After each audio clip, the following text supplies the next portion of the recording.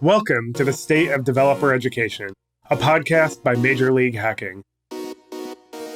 We explore how technical leaders are creatively tackling the developer education gap to help prepare the next generation of technologists for the real world and build businesses that can adapt to any changes in the technology ecosystem.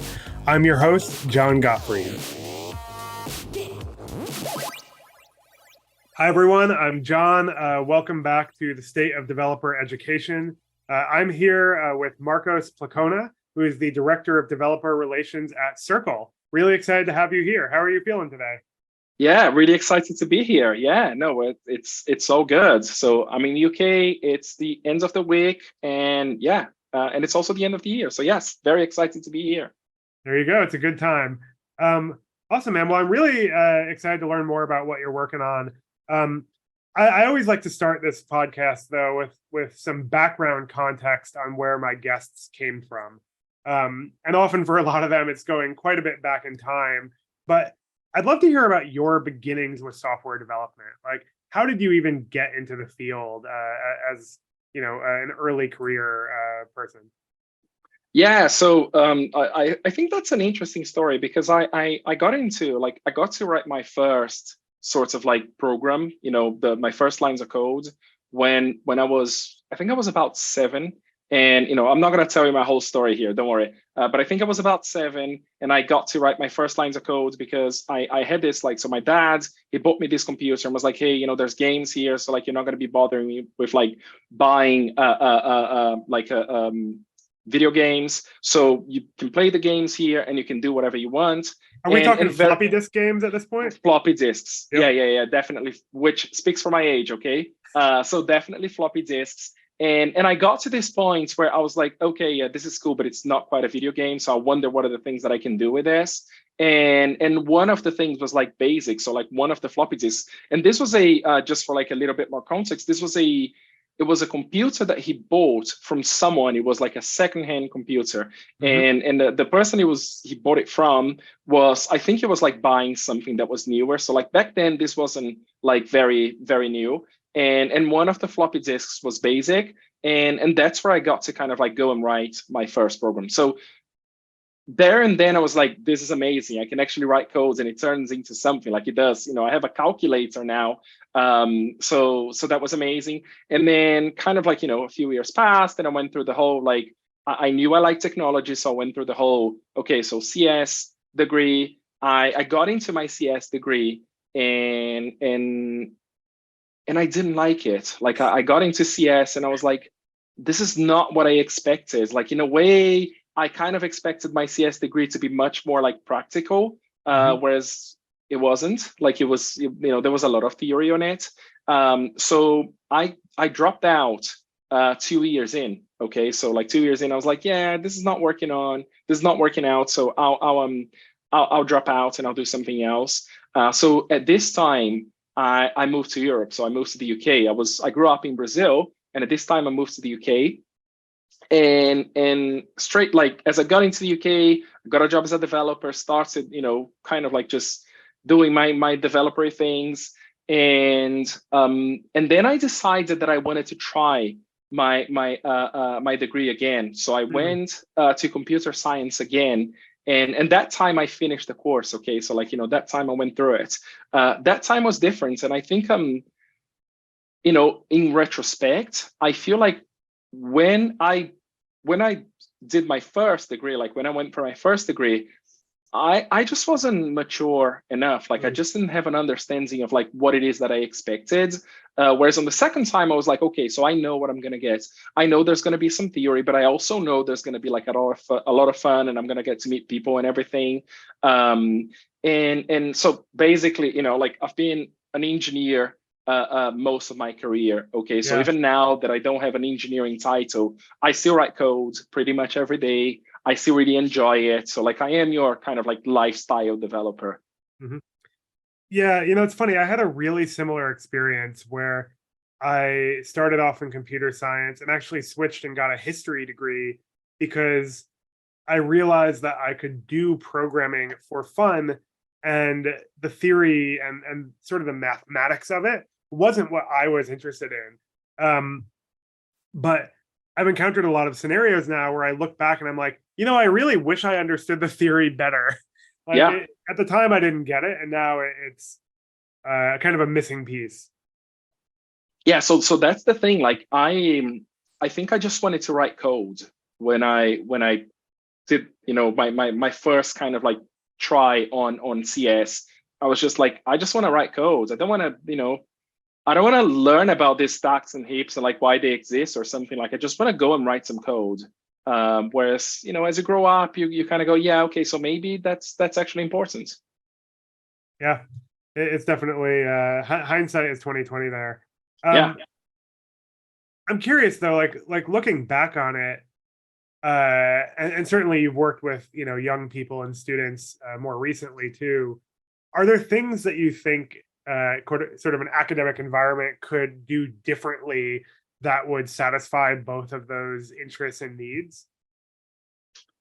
Yeah, I have many opinions there. I have many opinions on like schools as well, because I think uh, um, so my opinion on schools specifically is that they're very generic.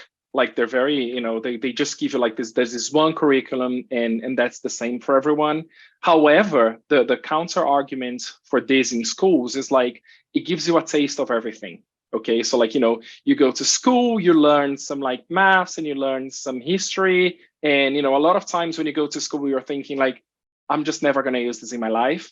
And the reality is like some of it you won't. Okay, like I don't think that I use a lot of like my like my chemistry classes or something. So the reality is you won't. But then you go into like you go into sort of like a college degree, for example, and I feel like the way I would like it to be is almost like you get to choose your own adventure. Obviously, you need to follow their curriculum, but I think there's certainly going to be people who are like, "Hey, I just want to do more of the practical stuff," and there's going to be people who will say, "Hey, no, I'm actually okay just focusing on the theory because that's how I want my career to go." So you know, I, I'm sure that if I go like talk to a university about this, they will have, their own like opinions as to why things are this way. But I feel like there's it makes sense for it to be generic for some, for like a period of time. But I also think it would be way better if it could be very specific at a different time.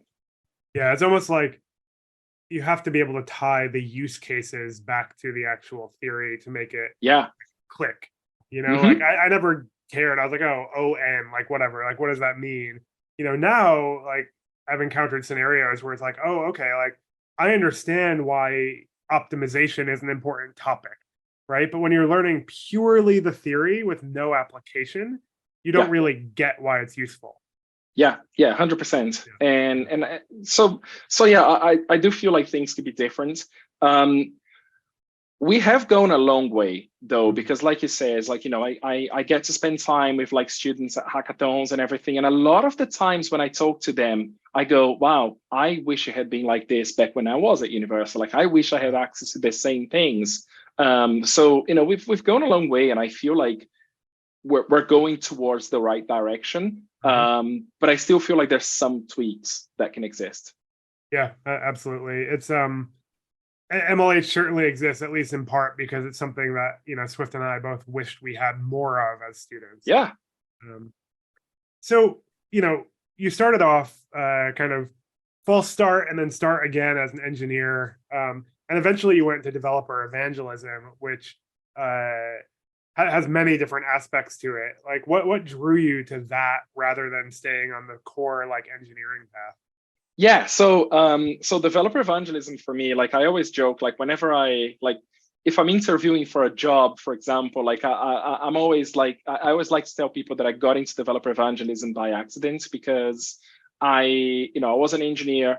I was pretty happy with what I was doing as an engineer, and then but I also liked going to conferences. I also liked like presenting. I also like going to events and like doing presentations. And there was this one time I was speaking at a conference, and someone came to me and said, "Hey, this was in 2013.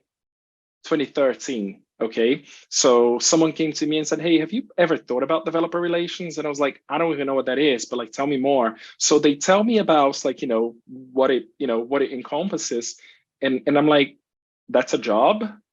And this guy goes, "Yeah, it's totally a job, and it's what I do." Because so back then you have to think that only the sorts of like big companies had developer relations. And when I say big, it was like, it would be like the likes of Google, it would be the likes of Microsoft, and Adobe as well had some developer relations people. And this guy comes to me and he goes like, it's a job, and like those are all the things that you can do. And I'm like, wait, I can, like, you get paid to do the thing that I'm doing? Because I was doing this for free. Okay. I was a meetup organizer. I would go speak at conferences. A lot of the times I was actually doing that on my own time and out of my own pocket, okay? Because like some conferences would pay for my travel, but not my hotel, or vice versa.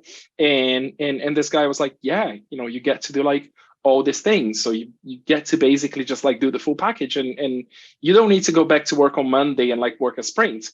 And back then I was like, well, I do feel like I've been a software engineer for a long time now. So yeah, maybe it's time to kind of like, just change for something else. And then what is interesting is I started like just reading a bunch about developer relations.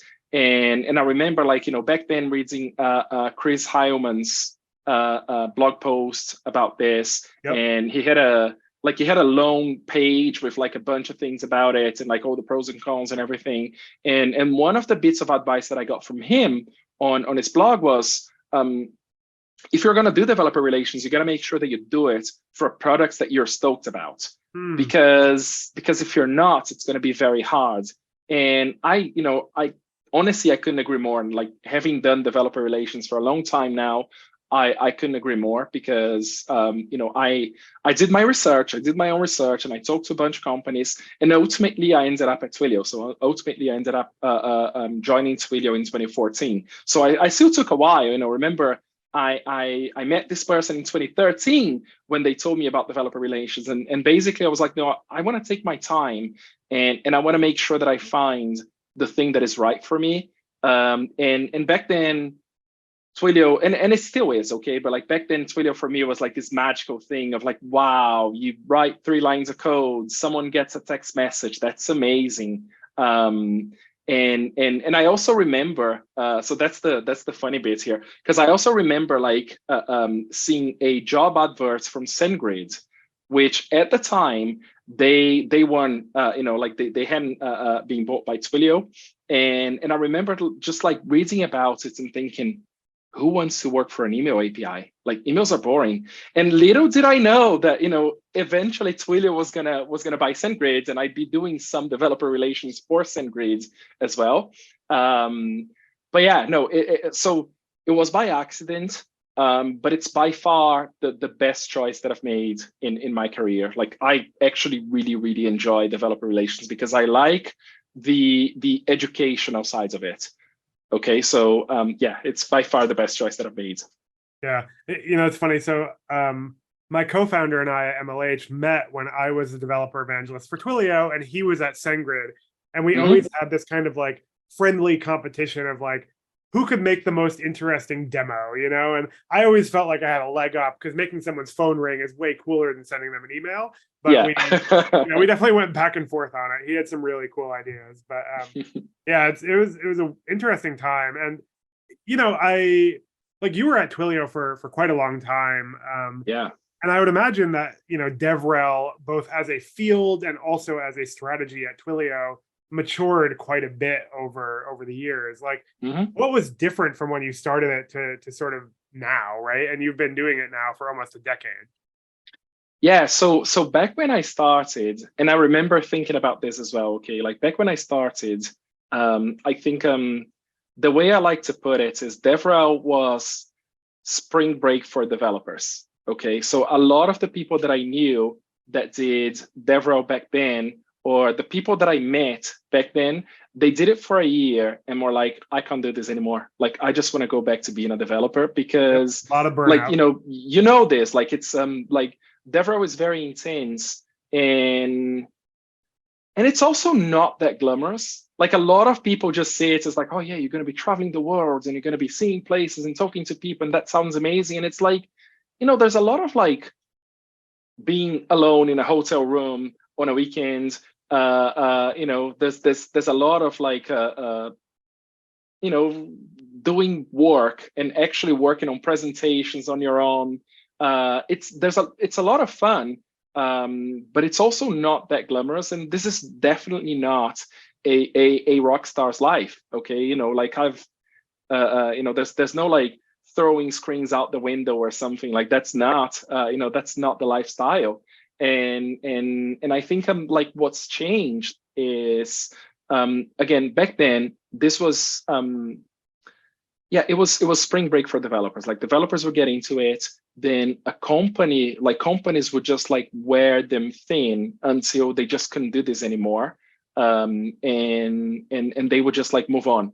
Either they would find something else that they believed wouldn't burn them out, or they would just go back to like being engineers. And the one thing that for me was like was a big thing was I wanted this to be different. Okay, so when I joined Twilio, and I think this is no secret, and I think you will know this. Like Twilio's kind of strategy for DevRel was be everywhere and be awesome. That was the strategy. Okay. Yep. Now the thing with this strategy is like, yeah, you can do all these things for 12 months, and then it just becomes impossible for you to do it. I met a bunch of people in DevRel who like came to me and said, how can you do this job for like this long? Like, I hate it. Like, I hate doing it. And then for me, like, I love doing it. Like, I love doing this job. But the one thing that is different is like, I feel like I was like at Twilio, like in the very beginning when I got into it, because Twilio was my first ever job, the coaching that I had towards like, the travel and the events that I did was very good.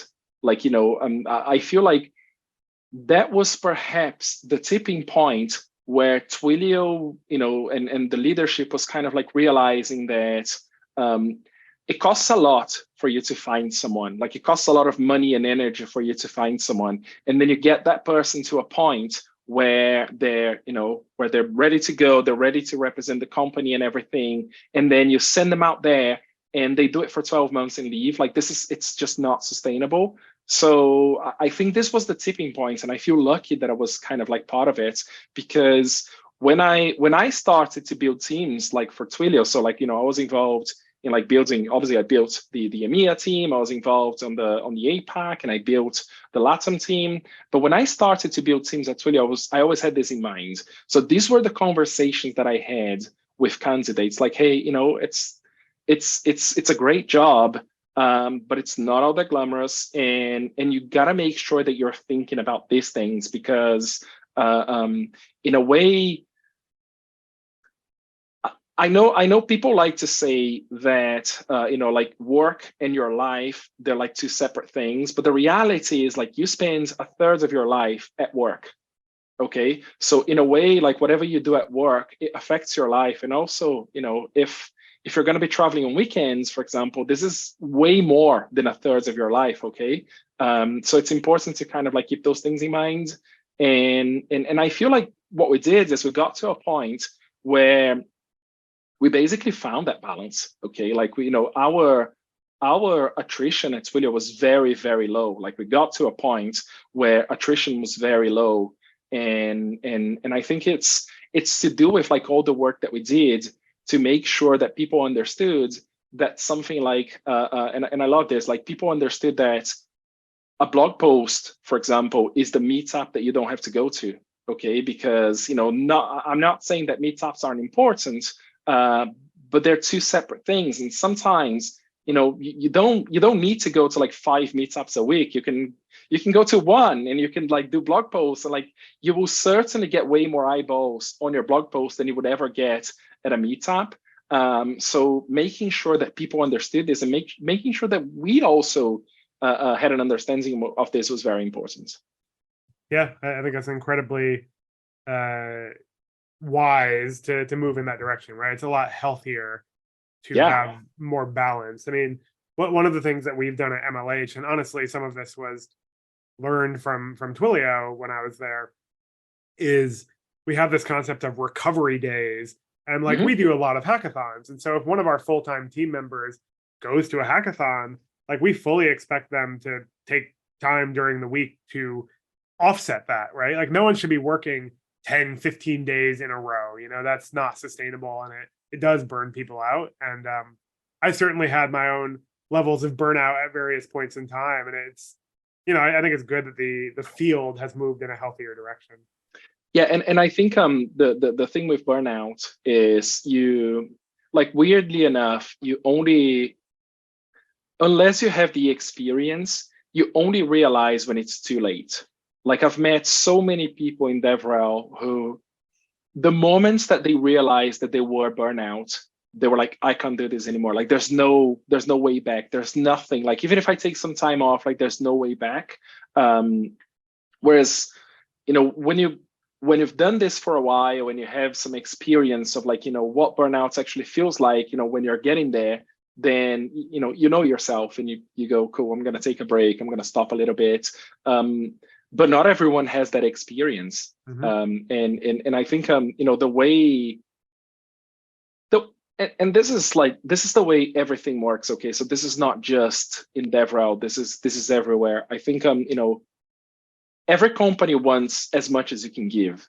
Okay, like, companies they exist for profit, and every company just wants as much as you can give as an employee.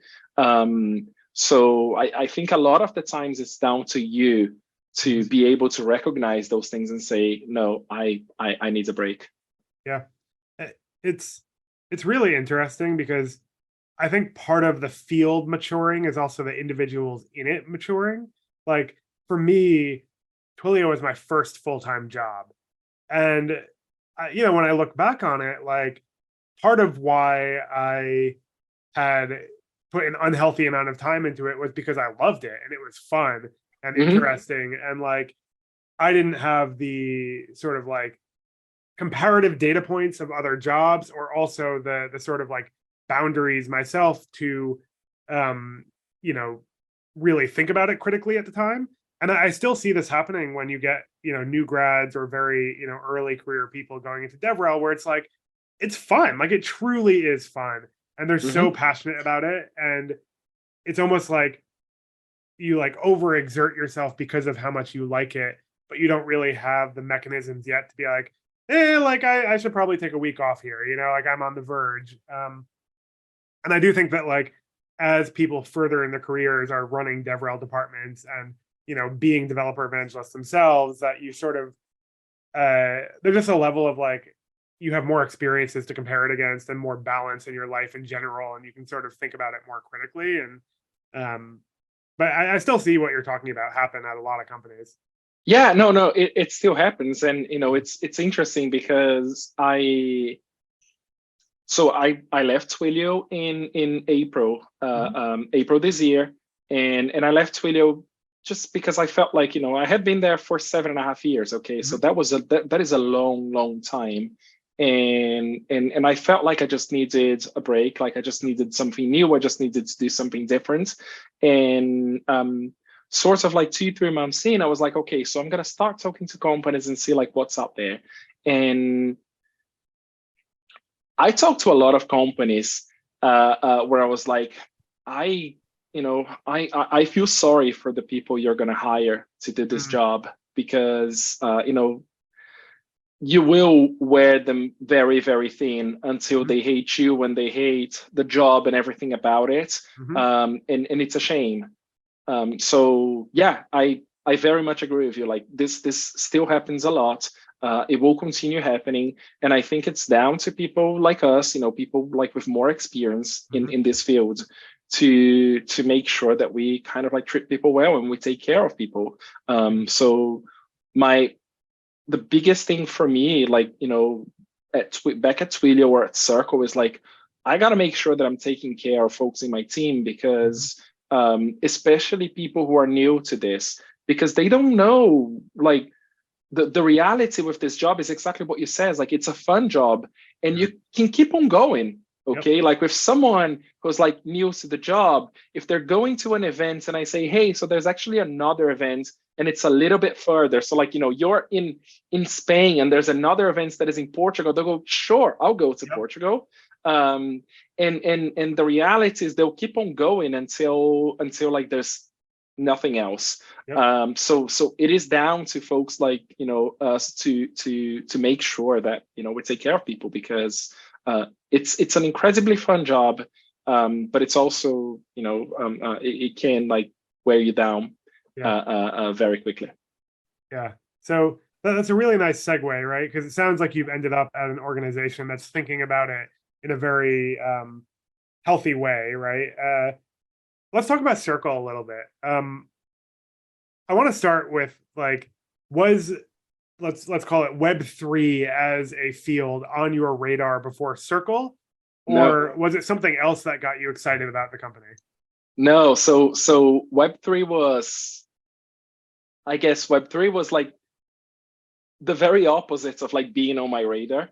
Hmm. And I'll tell you the reason. Okay, so um, when I started talking to companies, I talked to a bunch of Web3 companies, and the reality with a lot of Web3 is a lot of it just feels like a scam. Like you read about Web3, you read about like especially in crypto, you see the rug pulls and everything. What is interesting about this, and this is something that I came to realize, is Web2 was just as bad when it started. Okay, like there's still a lot of scams going on Web2, but the reality is like when we kind of like transitioned from Web1 to Web2, there was the whole like, now you enter your credit cards, and as a customer you were like, I'm not going to give my credit card to Amazon, like they're going to do something with this, like they're going to clone my Yep. cards. And the reality is like, while back then giving Amazon your credit cards would mostly be okay, this is not the same story with like every single website that was out there. Okay, and I think the kind of like the reaction that I had towards Web3 back then was very much like, it was kind of negative, because I talked to a bunch of companies and I was like, yeah, I don't think what you're doing is actually for like the good of the world. Okay, so that is a thing that has always been very important to me. Like the reason I joined Twilio, for example, was I very much like the idea of giving people like limitless ways of communicating. Okay, and I still remember like going to hackathons and like talking to people and seeing the things they built and why they built it, and just like getting excited, because you're now talking about utilities. Like you're not talking about, oh yeah, this is just a hack that prints like cat memes or something. Like I like the cat memes as much as the next person, but like seeing utility was very cool.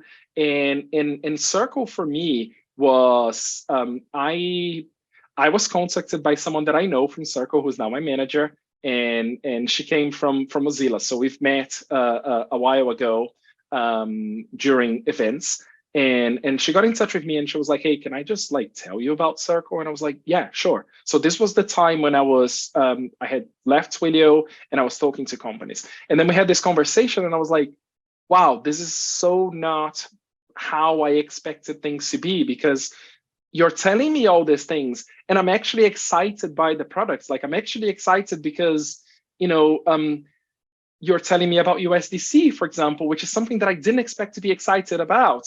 But you're telling me why it exists and how it makes easier for like people to actually get money in other countries. So I don't know if you saw this, but yesterday there was it was in the news that the UN is going to start sending USDC, which is Circle's crypto. They're going to start sending Yep. USDC to Ukraine, because sending money is not as easy and people can get robbed with money. Whereas like if you send USDC, they're like, goes into their wallets and they can just like convert that money into whatever they want, or they can buy with USDC. Like USDC is pegged to the dollar. So like one USDC, $1. And that for me is like, that's what I'm excited about. Like that's the thing that kind of like just, it makes the world move. Okay. So it's actually making like people's lives better. And that's what gets me super excited. But yeah, no, I think I was like on the other spectrum when it comes to like going to Web3. But there's another thing which I very much believed in, and this was like even before I considered Circle or something, which is like Web3 is going to happen, like it or not. Okay, it's going to happen in a few years. Web3 is going to be the web. Okay, so it's going to be like what we call the web today. Web3 is going to be the web in a few years.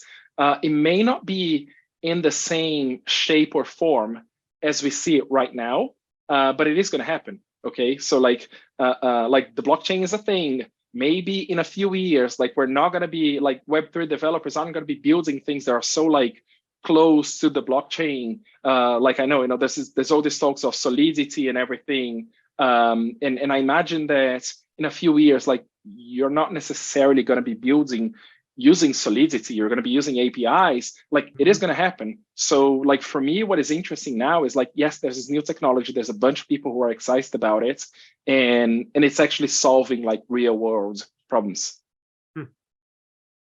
So I've struggled with similar things in the Web3 world.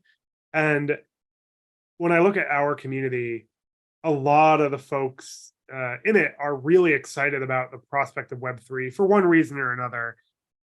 How can developers separate like real impactful use cases from hype and fluff? So my opinion there is like, just think about the utility of it. Okay, so I'll be honest with you, and maybe this will come back to me eventually, but like I am not excited about Bored Ape Yacht Club, for example. Right. Like I'm not excited about like I see utility in NFTs. But I am not necessarily excited of like I am gonna own a JPEG, Right. for example. Like what is the utility on this? Now, where the utility actually exists in NFTs, for example, is say, you're like Starbucks and you have loyalty cards. Your loyalty cards could be an NFT. And because an NFT is programmable, you can give people stars, you can give people, like, you can do all these things with an NFT, and that stays in that person's wallet. So like, people don't necessarily need to use the Starbucks app, but you don't need to be Starbucks. Like you could, there may be a world here where like multiple coffee shops can use the same kind of NFT. So like the utility for me on this is way more than like, I own an NFT and like it's the picture of a monkey or something. Like that's not the thing that interests me. So I think and it's the same way that I think about crypto in general, okay? Because like one thing that a lot of people don't realize is with crypto, every single one of the tokens out there, they have a white paper. And honestly, I don't know about you, but like if I'm going to like open a bank account, for example, I'm gonna make sure that this bank account is actually, this bank is actually real. Yep. And I'm gonna make sure that they have all the insurances and everything. I'm gonna make sure that if they go bust, I'm getting my money back. And I think it's the same, with crypto, it's the same thing, okay? Like for every single crypto out there, there's a white paper. And when you go read the white papers, a lot of the times it's like, okay, so like this is a good idea. Like this is a thing. There's a reason why this exists, and there's like utility here.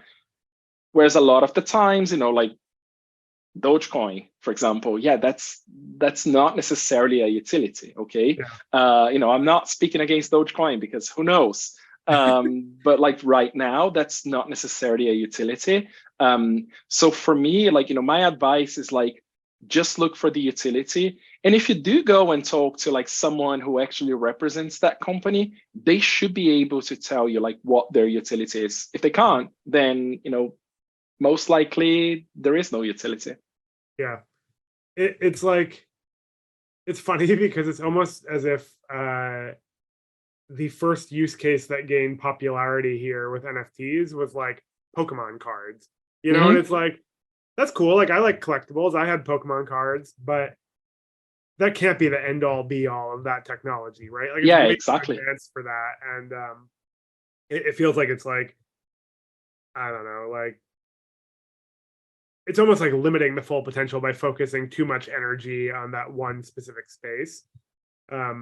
So when you think about like let's say a developer does determine that a platform has real use cases, and I agree. Like I think there are very interesting technological advancements that come from decentralized applications as a concept, right?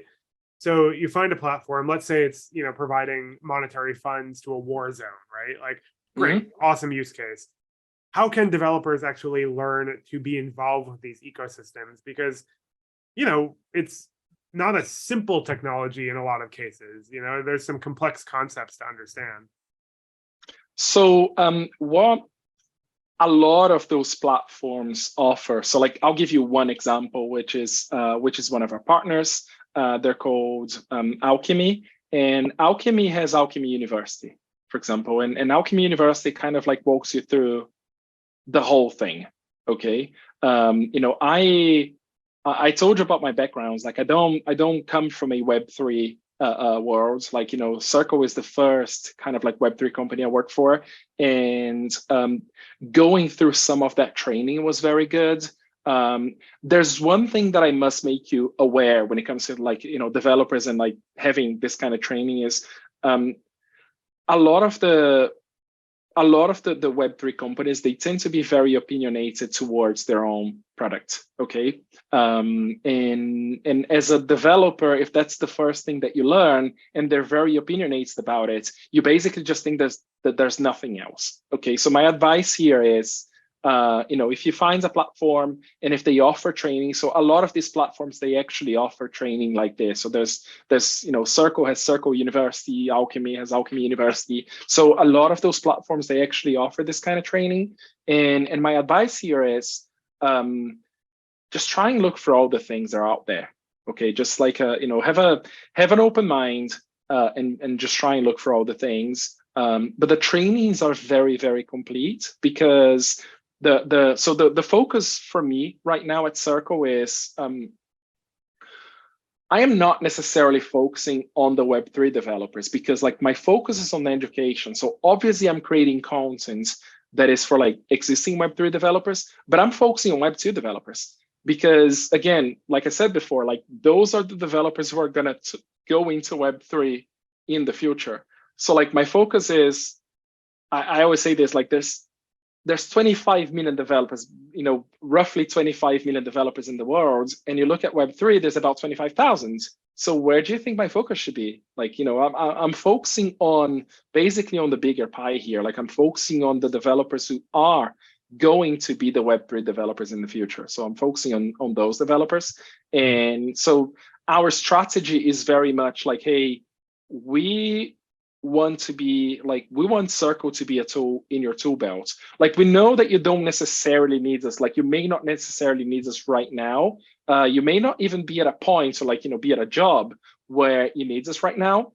But we want to make sure that that of us when you need it. Yeah, I think that's a very salient strategy. We've found that like even with students. And it's very unlikely that students are going to become a big enterprise customer, right? Like in the next 6 months.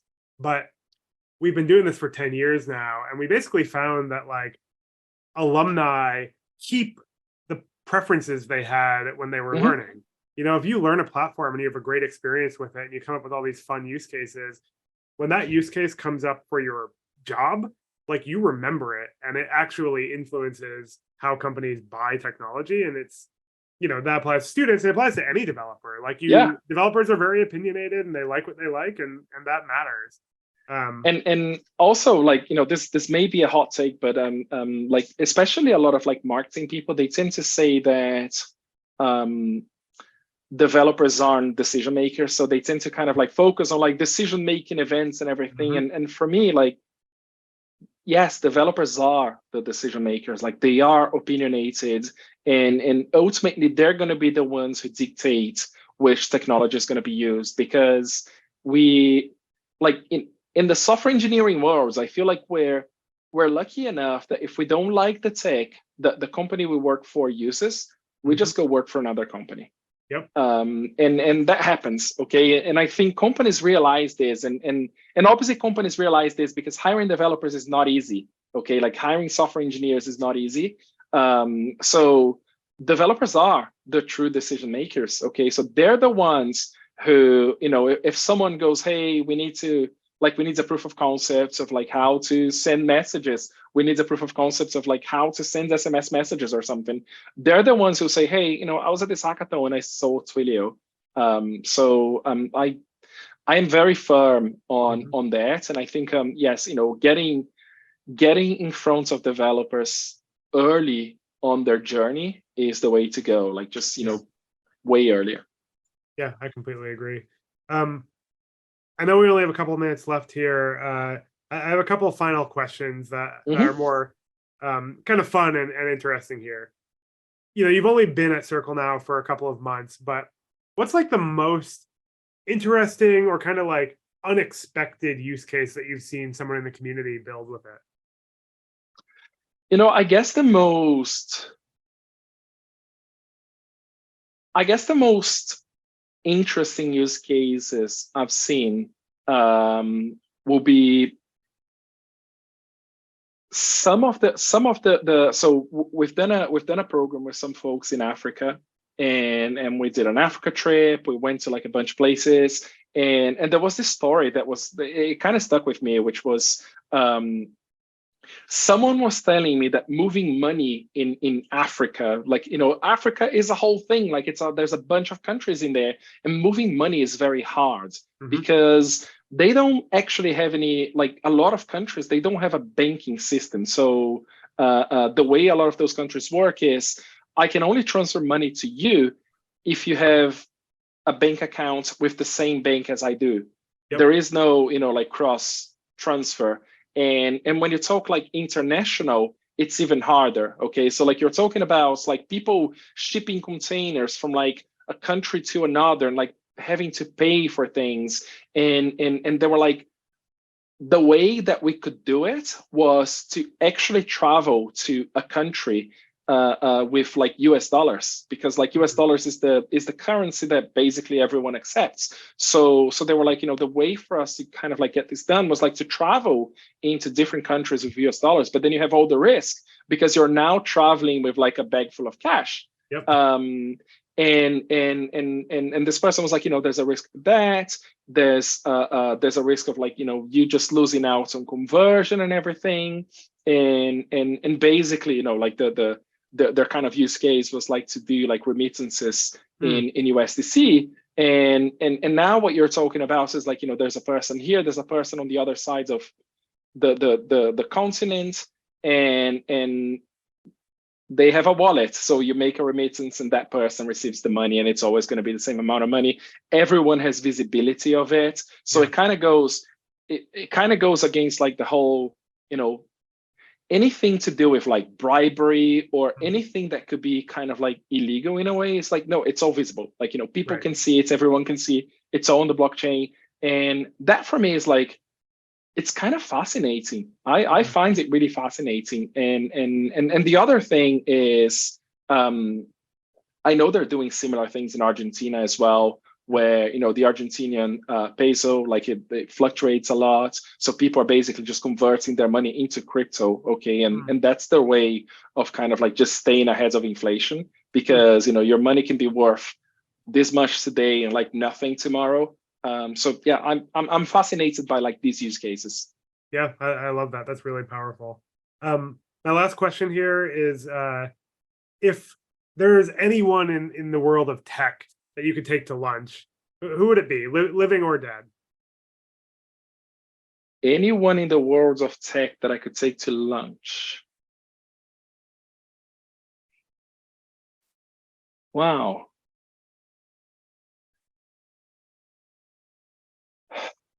I'm gonna have to think hard on this one, because I'm not a massive fan of like tech people in general. Okay. I'm gonna have to change your question here. So like, if there's anyone in the world that I can take to lunch, and that would be Dave Grohl. from Foo Fighters. I don't think there's anyone in the tech. You could say Dave Grohl is like slightly on the tech world. Like you could argue that. Yeah, Dave Grohl, I find him like super interesting and super genuine. So yes, I would love to take him to lunch. I love it. Awesome, man. Well, thank you very much. I really appreciate everything you were sharing, and it sounds like there's some really exciting stuff going on in the Circle ecosystem. So thank you everyone for listening. I hope you all enjoyed. If you enjoyed this episode, definitely follow and subscribe for future ones. And happy hacking, everyone. Awesome. Thank you. The State of Developer Education is brought to you by Major League Hacking, or MLH. To find out more about MLH and how we power innovation, cultivate developer communities, and teach technical skills to students around the world, visit mlh.io.